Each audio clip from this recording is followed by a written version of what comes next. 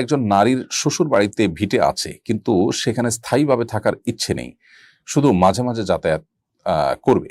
সফরের দূরত্ব অতিক্রম করে সেখানে গেলে কি তিনি মুসাফির হবেন এবং নামাজ নামাজ কসর পড়বেন?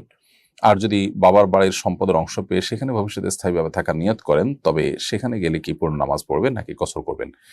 প্রথম কথা হলো যে, নারী তিনি শ্বশুর বাড়িতে স্বামীর সাথে, স্বামীর বাপের বাড়িতে যে ভিটে বাড়ি আছে সেখানে যদি যান, সেখানে যদি তিনি মেহমান হিসেবে বেড়াতে যান, তাহলে সেক্ষেত্রে সেখানে তিনি কসর করবেন।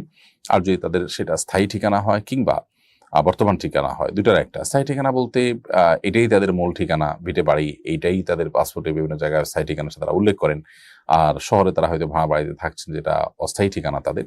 তাহলে সেক্ষেত্রে স্থায়ী ঠিকানা হিসাবে সেখানে গেলে তারা পুরো নামাজ পড়বেন। আর যদি এরকম স্থায়ী ঠিকানা বরং শহর তাদেরটা স্থায়ী ঠিকানা হয়, আর এখানে তারা শুধুই মেহমান হিসাবে যান, তাহলে সেক্ষেত্রে সেখানে কসর পড়বেন।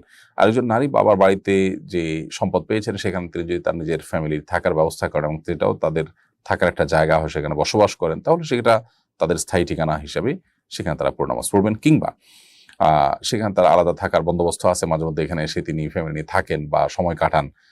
এটা তার নিজস্ব থাকার ঠিকানা এবং এটা তার একটা থাকার জায়গা, মাঝে মধ্যে হলেও সেখানে থাকেন এসে। তো এটা তার একটা ঠিকানা হওয়ার কারণে এখানে তিনি পুরো নামাজ পড়বেন, নিজস্ব পূর্ণাঙ্গ ঠিকানা হওয়ার কারণে। কারণ স্থায়ী ঠিকানা কিংবা বর্তমান ঠিকানা এটা একাধিক হতে পারে। কেউ যদি পার্মানেন্ট থাকার ব্যবস্থা তার থাকে, সেখানে তিনি পুরো নামাজ পড়বেন।